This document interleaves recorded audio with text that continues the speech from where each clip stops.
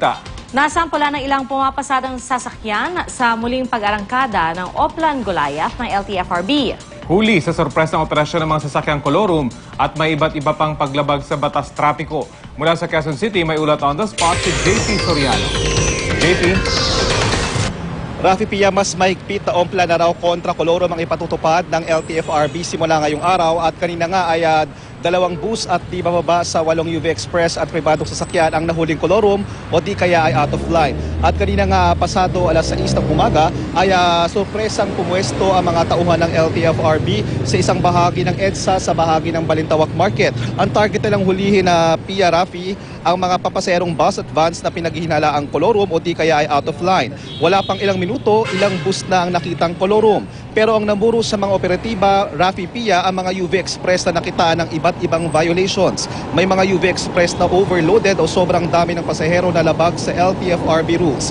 May mga UV Express din na kolorum at nakitang pang school service pala ang prangkisa.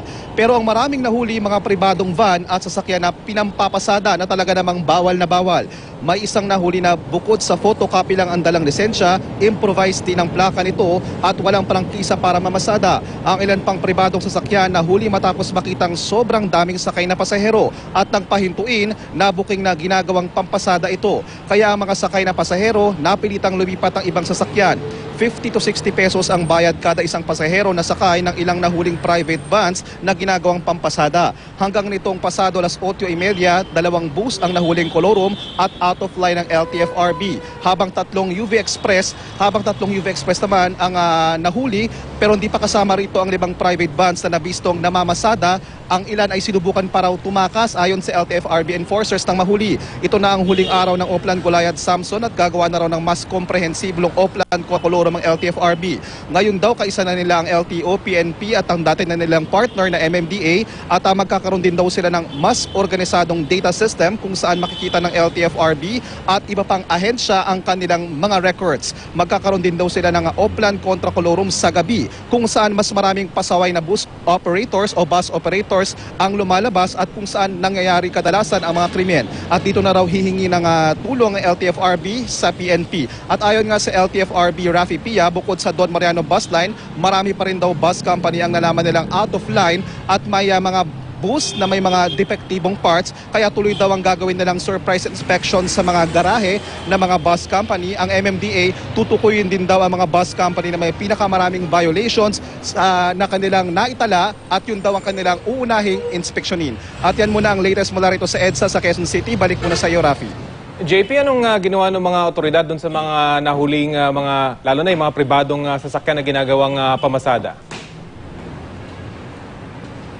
O yung mga bus, Rafi, diretso sila doon sa impounding area ng MMDA, habang yung mga ibang nahuling mga UV Express ay ganun din.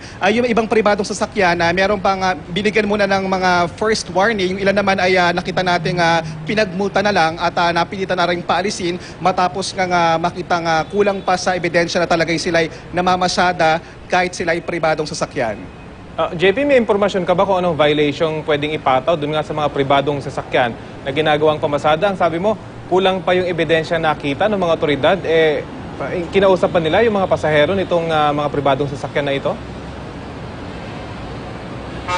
Oo, ngayon, Rafi, ang possible violations dito ay ang pagmamaneho, pagdadala ng sasakyan ng walang prangkisa, kaya kinoconsider na kolorum otomatiko yung kanilang sasakyan. Although, yung mga ibang pasahero nga na doon kanina ay sinasabing hindi naman daw sila pasahero at talagang service, regular service daw nila yung mga private vans na nahuli kanina. Kaya yun nga yung naging palusot ng ilang drivers na nahuli, pero yun ay hindi tinatanggap ng LTFRB dahil talagang bawal nga sa batas yung pagmamaneho ng mga pribadong sasakyan at pag yun ay binabayaran mo at nagsasakay ka ng mga tao at wala kang prangkisa, yun ay considered illegal. At bukod doon, may mga ipa-file din silang mga reklamo ang LTFRB dahil may mga lumabag o may mga sumubok daw na tumakas sa mga enforcers nang huliin sila, kaya additional violations pa yun na posibleng i-file sa kanila.